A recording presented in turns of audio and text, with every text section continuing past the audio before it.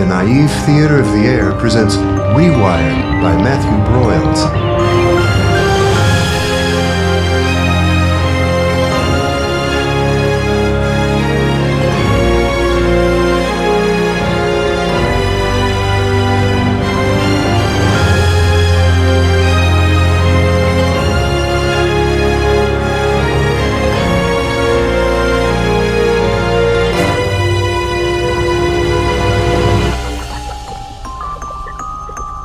Episode 17, A Clockwork Moloch.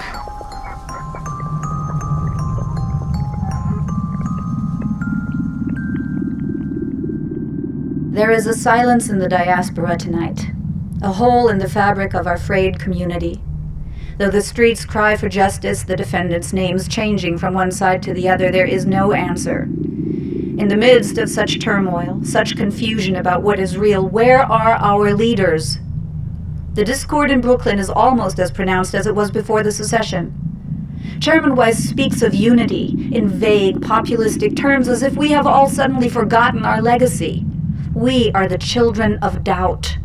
We continue to exist as ourselves because we took into our own hands the decision to cast off the eyes that watch, the words that control, the thoughts of others made to seem like our own. We do not trust nebulous assurances of prosperity. We insist on the truth. And from where will this truth emerge? On the satellite feed from Texas, we see dry analyses of images which have shocked us to our cores. We hear no alarm, no surprise, no answers from Free Detroit, King High, So Sent LA, or Brooklyn. Only a cavernous, pregnant silence from the heavens. And in that silence, we find that once again, our fate is not our own to make. Once again, it is being made for us. If you have ever believed that you were free, now is the time to take a stand for transparency from our leaders. I have taken it upon myself to initiate a petition. Our demands are as follows. 1. An acknowledgement of the covert scientific inquiry into the Vorn phenomenon by the diaspora scientific elite. 2. A full accounting of the findings from said inquiry, including everything broadcast on HPL satellite transmissions that diaspora citizens were not privy to before we stumbled upon their existence. 3. Full disclosure of any known side effects stemming from the rewiring process. 4.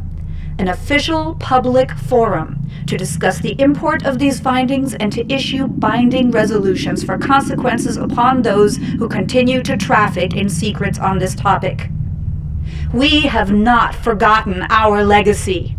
We speak into the silence. You who hoard knowledge from on high have thus far decided not to listen. From this moment forward, do so at your own peril.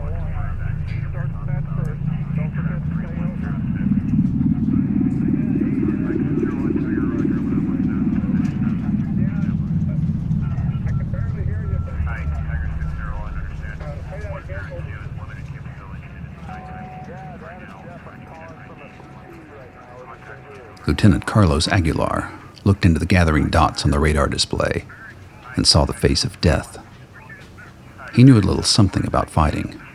He'd grown up mostly in Ciudad Juarez, a city which left scars, many of which were responsible for his hasty immigration to Texas upon turning 18. His parents, underground Rewired, fled Texas during the violence of the Reclamation, secretly rewiring their son when he was 13, and old enough to understand how to keep the change undiscovered. But that change was an important one, and despite his efforts, his inability to interface fully with the other teens led to ostracism. At the time, he placed the blame squarely on his parents, who only received notice of his disappearance into Texas after he had finished Republic Army boot camp and gotten some perspective on what exactly the rewiring procedure meant. If he was honest, he still hadn't quite forgiven them. But he understood them better. He also understood the fear on the streets in Mexico, suspicion of the strange people in the breakaway republic to their north. He suspected it was not so different in the U.S. Somewhere on the other side of the line, another young officer was likely observing the forces coalescing at Fort Walters, their mind manifesting propaganda-driven apparitions of the alien soldiers facing them. They probably saw the face of death, too. Aguilar hoped it wouldn't come to that. Colonel Haley was en route, but until he arrived, this was the lieutenant's battle. With a company of troops pulled piecemeal from other line outposts, he had fully staked out the entry corridor, and as much of the surrounding land as possible. He had artillery and anti-aircraft units in position just in case. And now, as the telltale signature of inbound choppers flashed onto his display, he was glad of his caution, but also terrified at the prospect of actually using the ordnance. Captain Perez, in communicating Haley's orders earlier, had made it clear that the line was not to be crossed, either by his forces or the enemy's. In the event of a single U.S. Army unit crossing the border, Aguilar had been given full authority to unleash any means necessary to prevent incursion. The lieutenant really hoped that Haley would arrive soon to remove that decision from his hands. Complicating matters was the transit of the fugitives.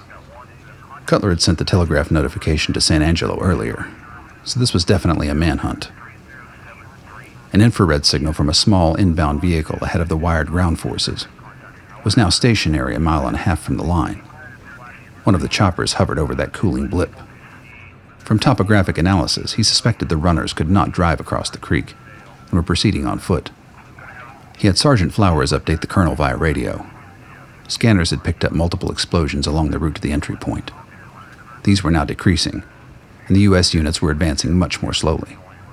Clearly they had deployed mine detector drones, which would take more time. This did not apply to the choppers, however, as the others moved closer to the helicopter monitoring the presumably abandoned vehicle. They had caught the scent. More than likely they were dropping troops as they moved forward. One had moved ahead of the others and settled into position a mere 1/2 mile from the line, just above the entry corridor. The fugitives would be cut off, unless they used another route. Sergeant Flowers, is anti-aircraft online? Affirmative, sir. All right, lock onto the nearest chopper and fire only on my order. Yes, sir. The two men shared a glance. Aguilar remembered reading about the Cuban Missile Crisis, when global nuclear holocaust had been averted by 45 minutes or so, and then only by the intervention of a submarine captain who insisted on an order confirmation. The lieutenant had to be sure about this, and he wasn't. Sir, remote infrared detects ground units opposite the entry point. Chopper above them moving northeast, away from the line. U.S. troops, Aguilar thought, left in wait for their prey. As long as they stayed on their side of the line, he wasn't moving a muscle. Whoever these wanted men were, the Wireds could have them as far as he was concerned. But if the soldiers crossed over, their fate would be on his head. Colonel Haley, sir. As you were. Any change since the last update? The fugitives are cut off, sir, unless they use another route. They will, with choppers in play. Cutler's probably already got a plan B going. Do we know what that plan B is? I wish the hell I did. Make sure you're using as many infrared remote sources as possible. They'll probably go wide. Yes, sir. Cottonmouth, this is Coach Whip. Over. Cottonmouth here. Sir, Governor Milam has insisted on speaking with you. No time for that. Affirmative. Just letting you know. Acknowledge, Coach Whip. Put it on my tab. Cottonmouth out. Aguilar studiously averted his eyes. Ignoring a call from a governor was something only one man in the Republic could do. He wondered how much of this operation the Council was on board with. However, ignoring a U.S. troop movement of this size would have been preposterous, no matter its cause. He stowed his reservations and reminded himself that from this point on, he was only following orders. How many units in the entry zone? At least a platoon. Damn. What's our profile opposite? Well, as ordered, sir, 2 platoons stationed just out of range from the border cameras and artillery behind that. Haley took a closer look at the scanner. Other points on the surrounding line were more lightly defended, as he had instructed. It was a bit of a risk, but the wired commanders had to be convinced that the main entry corridor was the only one expected to yield any traffic. Judging from events so far, that plan had worked. He hoped that Cutler was as wily as he surmised and would go around. Sir, additional choppers moving into position adjacent entry corridor. Shit. Mirror the enemy deployment along the line. Yes, sir. Come on, you redneck skate punk son of a bitch. Don't make me come over there.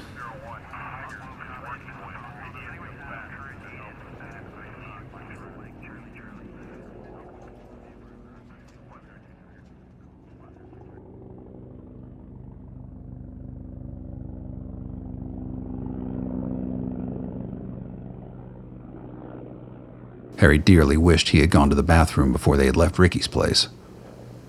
Running through the frigid dark wilderness as helicopters buzzed overhead was hard enough, without also having to bind up his sphincter. He supposed at this point that he could just let it go. After all, who would judge him? But dignity tugged at his reflexes, and he couldn't bring himself to do the deed. If it hadn't been for the old man Myst, he might have been left behind. His father and Ricky set a brisk pace, but pulled it back now and then so the other two could catch up. The old dog, oddly, had managed to keep pace, which was something of an embarrassment to Harry. One of the choppers had now moved ahead of them, the searchlight skirting their path just to the northeast. Ricky stopped them. They're gonna cut us off. Then we go around. How are we gonna know who to shoot? More importantly, how will they? You got a point. Ain't nobody knows who's who right now. Don't go getting crazy ideas. We're the only ones ain't wearing uniforms. Whoever gets to us first is gonna know exactly who we are. We gotta get ahead of that. I got a bootleg Republic Army uniform in the comm shack. It's off the path, and if we cross the line just past here, we'll be out of the corridor. So that if the Wired guys find us, they'll shoot you first. And then you'll know to kill the bastards. With that, Ricky headed off to their left. They had no choice but to follow. After a few minutes, they reached a beat-up shed. The helicopter sounds were farther away now, but not far enough for Harry's comfort. They've dropped units all over the place by now. We're gonna be cut off good. If we're lucky, they're not looking to start anything big. You get a bunch of dead men on either side, someone's gonna want a war. From what I can tell, they just want you. And how is it again you know these things? We get to the other side of that line, I'll tell you anything you want to know.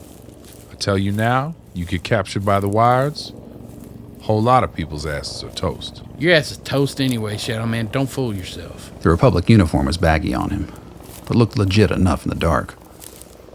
He nodded in the direction of a rocky hillside path and took off. The group followed. He took them on a circuitous route through a patch of scrabbly hills. As they wove their way forward, Harry was certain that the sound of helicopters was getting closer again. Not that Ricky was deaf or that any of them could do anything about it, so he kept his mouth shut. At last they reached a cliff steep enough to require them to holster their weapons and concentrate on climbing down. Harry paused as he stared at the basset hound, wagging its tail anxiously at the top. He wanted to call out to Ricky, but to do so would risk their discovery. However, he feared that if they left the dog behind, it would start barking. His father was the closest to him on the cliff, so he tapped his shoulder. Catching Lars' attention, he gestured up at the dog. The old soldier shot him an incredulous look before scaling back up a few feet to the top. He took the mud in an odd sort of carry hold and proceeded very slowly back down. Harry wanted to help, but he had no idea how. At certain points, it looked like his dad's grip was slipping, but invariably he caught himself. A couple of feet from the bottom, Harry caught sight of his father's face. It was pinched and wide-eyed. He was barely going to make it. Ricky and Myst had alighted on the ground and were scanning the trees around them. Harry's gaze lit on them momentarily, 1 second before Lars fell the rest of the way down. It cried out sharply, leaving a bright echo against the dark moan of the still approaching chopper. Ricky and Myst turned with alarm towards the sound, Ricky cursing himself as he realized what it was. The dog ran over to him, uninjured. Harry scrambled down to his dad, who was stiff with the dull pain of the fall and the strain of holding on to the fat animal during the climb down. Harry felt stupid and useless, having called upon his aging father to do such a thing, something he would have been capable of doing if he'd been in any kind of shape. He was sure his dad would concur. Are you okay? Fuck that dog. Get me up, we gotta get out of here. Ricky and Myst had backed up towards them against the side of the cliff. They peered into the blackness, alert, but without seeing anything, much less hearing anything, apart from the growing roar of helicopter blades behind the hill. How far? Ricky nodded towards a hole between two slabs of hill. It was filled with rough-barked trees bristling with thorns. Right through here. Gonna hurt like a bastard, but we'll be over the line. Get his ass up. Fuck you and your fucking dog. Harry held on to him, not so much for support, but just in case he decided to throw a punch. A hulking double-rotor helicopter cleared the cliff, blazing its searchlight down a mere 20 feet from them. The weathered caliche dust, trapped from the wind for untold years by the space between the hills, now flew up to wedge itself into the men's eyes. Ricky yelled some unintelligible command and threw Myst towards the narrow passage before turning towards the chopper, his enormous rifle aimed squarely at its door. Dad, come on! Harry didn't need to think. With every ounce of strength he had left in him, he dragged his father's protesting body into the thicket. Sharp vegetable talons sunk into him, and his screams beat soundlessly inside the bellowing clap of the metal blades behind. Myst was ahead, ripping vines aside with shredded gloves. clearing a barely visible path towards freedom. Amidst the racket, Harry thought he heard gunfire, but he could not look back. This was his direction now. Forward, no matter what sliced at him or threatened to drag him to the ground. He was aware of his father's weight, but it was indistinguishable from his own. The whole mass had to move forward, away from the thunder of volcanic death on their heels. Every square millimeter of anxiety he had built up in his nerves since leaving Brooklyn thrust itself into his bloodstream, and he surged into the pain as it came, daring it to stop him. Time collapsed until there was nothing more than the path ahead and the chaos he had left in his wake. The tunnel kept going. He had no idea how long, until at last, impossibly, he could see the end of it. Myst burst through first, into what seemed to Harry like a black hole of emptiness after the close confinement of the passage. He hurled himself into the lightless chasm, his father's body now a part of his momentum. They landed on the ground together, in a heap of blood-soaked clothing and sweat, steaming in the February night. The sound of the helicopter was slightly muted now, coming from over the hills. Myst leapt at Harry's aching body. We ain't out of this yet. Till we see Republic troops, we gotta keep going. Harry heard him, knew he was right, but struggled to orient himself. Ricky was nowhere in sight. Harry glanced around frantically, searching for his form somewhere in the murk, but could not find it. He caught sight of his father, rising with the help of the gray old man, cursing anything that could be cursed. His peripheral vision caught a flicker of light through the trees. He panicked, unsure of its source, but quickly realized it was coming from the opposite direction to that from which they had come. As it approached, he saw that it was a flashlight. He fumbled for his pistol, unable to see the identity of the light's holder, but reasonably certain of their location if he needed to shoot. At last the light hit him square in the eyes. He shielded them with one shredded arm, holding the pistol forward in the other, a warning. The light dropped, taking in the two old men beside him. Harry's grip on the pistol tightened, and he called out. Identify yourself. Republic of Texas Army. Put down your weapons, you are surrounded. With no small effort of will, he threw aside his pistol. Lars had lost his rifle somewhere in the tunnel, but Myst's weapon landed with a thud ahead of them. Harry had no idea if the two men were carrying any other implements, but it seemed that the time for shooting things was past. In a rush of air and clomping boots, the air around them was now thick with camouflage and metal. Their arms were gripped by stiff gloves, and the three men were hustled off into the waiting dark. Harry gave himself over to their strength, as his began to fade. Part of him wanted to pass out, but his adrenaline wouldn't allow it. In truth, he wasn't entirely sure how to tell the difference between one group of soldiers and another, but at this point he could only hope they'd been lucky. Caught up in the forward motion, he allowed it to take him downstream.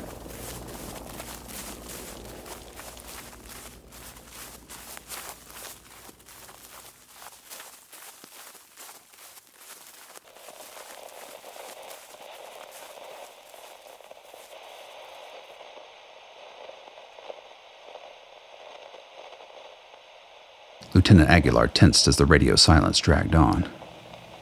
The scanner showed his troops rushing to mirror the deployment on the U.S. side of the line, but as they approached, he heard no reports.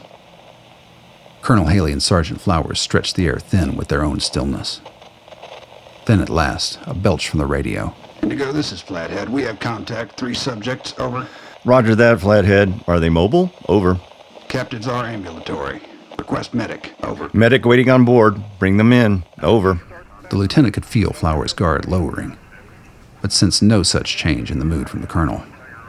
It was understandable, he supposed, given what had happened on the way out of the gate just that morning. Aguilar kept his posture crisp. They'll be in the forward armored transport, Colonel, if you want to oversee their transit personally. Haley stayed put, eyeing the radar and infrared scanners. The choppers had backed off from the line, but an array of heat signatures continued to dot the other side of the border. None had crossed, but he couldn't be certain they knew for sure that their quarry had escaped, or what they would do when they found out. His intuition was pulled in 2 directions. Obviously, the object of the operation, Sergeant Selden, had to be seen through into Dr. Lilly's care.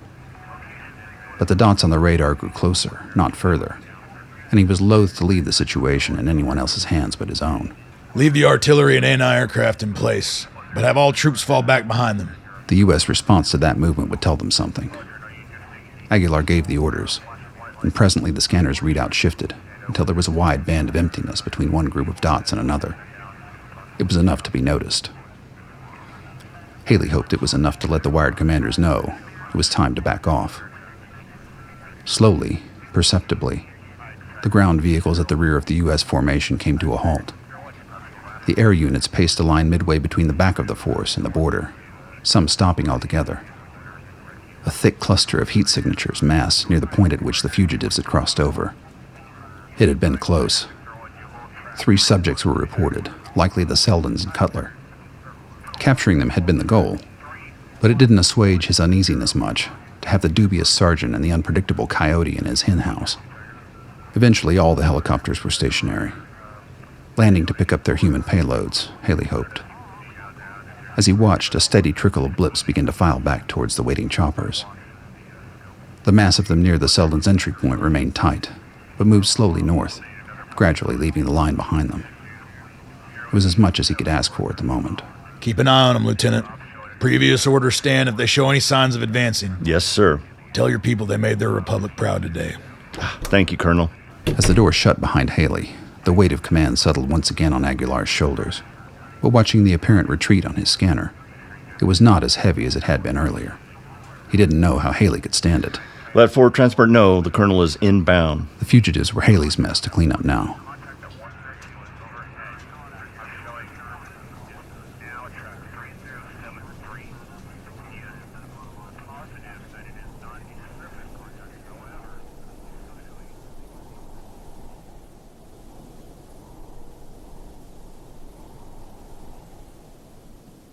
Dr. Lilly scanned the horizon outside his bay windows. Lights from tanks and base camps dotted the desolate plain. He hadn't seen this many vehicles, military or otherwise, in one place since his escape from Austin during the reclamation. His calls to San Angelo could only get as far as Major Gonzalez, who would tell him nothing except that measures were being taken to assure safe transport of the fugitives to his lab. So they were here. He didn't know which ones or when they were arriving. He told Arshad that he was en route to the lab about an hour ago, but he hadn't left yet. They had spent the whole day going through his records, but with nary an insight that passed muster. If he was honest, his fear of figuring it out was almost as great as the prospect of failure to do so. His memories of the old lab had been transformed. Now he saw himself, pulling arcane clockwork levers as sparks flew and the wind howled outside a moldering manor house. The creature, rising unnaturally, inhumanly, staring at its creator with a mix of wonder and accusation. What had he done? The gravel road between his house and the lab was the only one around for miles. The cemetery in which his long-dead forebears lay in permanent rest was the halfway point, beyond which was an unassuming concrete rectangle labeled merely Building 1146. Lilly drove a rusty antique 1985 Chevrolet Suburban. For no particular reason other than it was easy to fix, could take the terrain in stride. Maintenance was infrequent, as it only ever traveled between 2 locations. There was a dirt track extending from Building 1146, the lab, to the outside world. A little traveled trail that was not easily located by anyone who didn't already know where they were going. Aeolian had never actually been a town, although it had boasted a post office between 1880 and 1939. Nonetheless, the population at its peak was only 50. It had been in the single digits for a century or so. The few residents who remained at the time of the reclamation were easily bought out of their poorly performing ranch lands, leaving it a ghost town, even more so because its sole resident was supposed to be dead. Arshad lived in nearby Breckenridge, 8 miles north, which was itself little more than a wide spot in the road. At last, after bothering to dress himself properly for the first time in years, white coat and all, Lilly cranked up the Suburban and drove through the blackness towards the lab. On all sides, off in the distance, he could see the army positions lit up. It intrigued him. Such a display was easily visible to wired satellites. If the army's goal was protection, who were they protecting him from at such close quarters? Pulling into Building 1146's underground parking garage, he was met by a short female army officer standing alongside an armored personnel carrier. He fumbled his keys from the ignition and stepped out. Dr. Lilly, I'm Lieutenant Stacy Graham. Colonel Haley sends his regards. I'm sure he does. He's placing the 2 individuals inside this transport in your care. for indefinite duration, pending contradictory orders. I assume he's also responsible for that ring of fire out there? In addition to wired interest in the fugitives, we have recently encountered internal threats to their safety. VEF? Disciples? So far, yes. And then there are some political complications. His mind boggled. What hell had been unleashed while he and Arshad sat quietly poring over their notes? Okay, well, let's get them inside. Dr. Lilly, an extreme pleasure to meet you at last. I'm Dr. Romana Vinson, former assistant to Dr. James Barrett. Mm-hmm. I assure you, James and I differ on a host of subjects, not least of which is the value of your own research. I am no longer in his employ for a reason. Lilly nodded cautiously. Over her shoulder, he caught a glimpse of a young woman approaching from the other side of the vehicle. She came alongside Vinson, bumping her aside noticeably.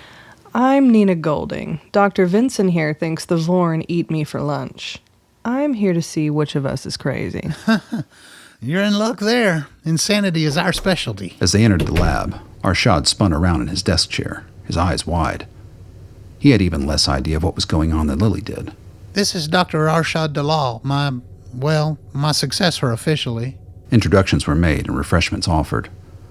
The lab had never held any more than 3 or 4 people at a time, and Lilly had to dig around to find enough chairs. After a round of small talk over some coffee and tortilla chips, Lilly got a pretty good bead on the 2 travelers. Vinson clearly had an agenda which she wasn't sharing in its entirety, and most likely owed her allegiance to the VEF. Golding was the opposite, open to hearing whatever he had to say. He resolved to keep that in mind during their experiments. Has she been hooked into the ODA? No. I felt it best to bring her to you for that. And besides, she's not a seer. She is what we call a super source. I've heard occasional mention of that. Loss of muscle control while retaining consciousness. Has anyone on an ODA witnessed the feeding? Not so far, no. But our seers were consistent in their descriptions of the phenomenon. What does it feel like to you? I just can't move. I stop wherever I am, hopefully without falling on my ass, and wait it out. I can hear, see, feel everything else normally. Lilly paused. Barrett had an ODA, and had most likely used it on Selden, a super seer. Why hadn't he put these 2 together? If Vinson was VEF, the likelihood was that she'd sprung them both to prevent such a scenario. He had to find out why. Miss Golding, why don't you let Arshad show you the guest quarters? I'm sorry if they're a little shabby, but we don't get many overnight visitors out here. Or any at all, he thought. Mostly he used the tiny room for naps. Lieutenant Graham got the hint, positioned herself outside the lab door. Once Arshad and Golding were out of earshot, he leveled his gaze at Vinson. So what aren't you telling me? It's all rather complicated, but now that I'm here, I do owe you a full explanation. The fact is, I don't trust Dr. Barrett. We have that in common. I know my reasons. What are yours? David Weiss, primarily. Over the past few years, James has spent an increasing amount of his energy on politics at the expense of science. Weiss is his project, one that I hear has now come to fruition. He has taken the chairmanship, yes. Then so have the disciples. They are a core part of his constituency, and James has been entirely too cozy with them for my taste. Cozy how? Pulling strings within the BDF to get favors for them, special amnesties, plum government jobs. But being James, he doesn't leave a trail. Certainly not one to Speaker Caravelli, although I guarantee they're in cahoots. So what's the end game? To be frank, Dr. Lilly, I'm not certain. But as his experiments progressed, I began to sense a disturbing through line. I've worked with him for many years, and he was always extremely objective, no matter how startling some of our finds have been. You know as well as I do how hard it's been since the advent of the ODA. Although scientifically, it is logical to pursue replication of the seer phenomenon to more accurately study its properties, James has been going further of late. I believe he wants to expand the ability beyond those who are naturally gifted. He seems intent on making seers out of everyone. Does he have those means? Not when I left, he didn't. And without me, he likely won't. I'm just going to ask you directly. Are you allied with the VEF? Yes, Dr. Lilly, I am. I'm sorry if that concerns you. More confused than concerned. As I understand it, public awareness of the Vorn threat is a central goal of your organization. Wouldn't Barrett's objective here overlap with yours? It would if I could trust him. Dr. Lilly, you know what a delicate business it is, tinkering with the brain. Your own agnosticism on the Vorn phenomenon is largely based on the uncertainty inherent in any observation of an altered state of consciousness. You think he's going to rig up a patch that will show non-seers the Vorn in some sort of non-threatening way? I honestly don't know. He does seem intent on being able to dampen the effect. So am I. But for different reasons. You want to know if it's a sensory phenomenon or hallucination. With James, it's about control. That he could believe, which he suspected she knew. He proceeded on familiar ground. I presume you've put that technology to use on Sergeant Selden? Yes. Otherwise, his journey would have drawn far too much attention. You have a gift for understatement. So let me put it to you this way. What do you want me to do with Selden and Golding? Mostly, I want you to keep them away from James Barrett. Obviously, I have my own beliefs on the Vorn question. They may differ from yours, but they are not directly antagonistic. I trust you to believe your own observations, not the dogma of the disciples. What makes you so sure the Vorn are real? No one reason, more a confluence of experiences. It seems that the harder we try to disprove them, the more consistent they prove themselves to be. And why do you assume their intentions would be hostile? Because they're parasites. There isn't a single Vorn observation that doesn't involve a feeding. Through super sources like Miss Golding, we can see direct physical manifestations of something being sucked out of us. Or exchanged. For all we know, they could be symbionts, like bacteria. Bacteria don't hide their existence from us. The sentience of the Vorn at whatever level and clear ability to conceal their activities raises the threat level considerably. If they exist. It's good to see your reputation has not been exaggerated. I am a believer, yes, but it will take a skeptic to do this work. Provided that Selden makes it, of course. I assume you've heard about the border situation? No. Selden's idiot son put them off course. That's the reason we made it here before them. Colonel Haley says the U.S. Army is sealing the single remaining hole in the line, the one we came by. Fort Walters? Yes. The Selden's last known trajectory allows a small possibility of them making it through before that happens. That still doesn't explain all the security around my lab. We're miles from the line here. I assume your VEF pals knew you were coming. I'm afraid the situation here is different than I'd imagined. You have to understand, the VEF is not a monolith. Each chapter has its own leadership and idiosyncrasies. Are they trying to capture Selden and Golding for themselves? I believe so, yes. To do what? They have no scientists. Not any that are worth a damn, anyway. I honestly don't know. My expectation was that they would understand my mission more clearly. Which is? Quite simply, Dr. Lilly, to find the truth and settle this once and for all. To bring unity back to the diaspora.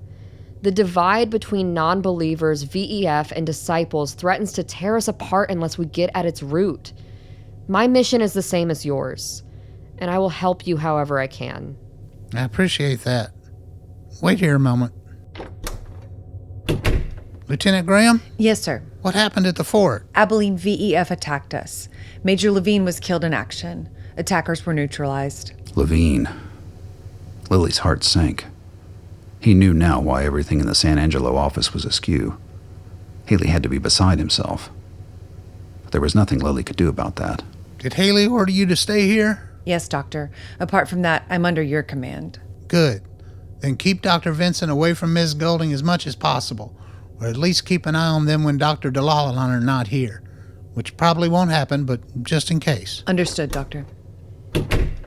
Ms. Golding, I'd like to run a few tests. Would that be all right with you? It's Nina. And yes, that's fine. I didn't come all this way for a sleepover. Doctor, Colonel Haley is en route. He's bringing the Seldens.